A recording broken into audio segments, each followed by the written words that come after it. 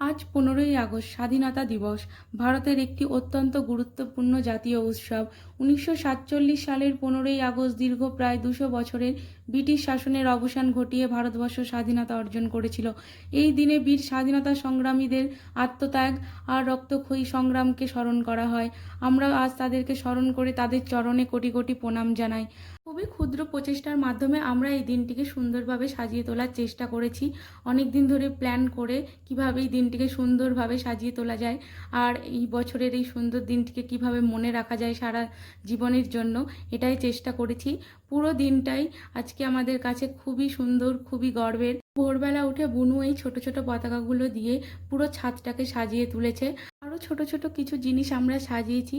ছোটবেলায় এই দিনটাতে আমরা খুব হুল্লোড় করে স্কুলে যেতাম আর কিছু পাওয়া চকলেট আর লাড্ডু এগুলোই আমাদের কাছে একটা ভীষণ ইমোশন ছিল।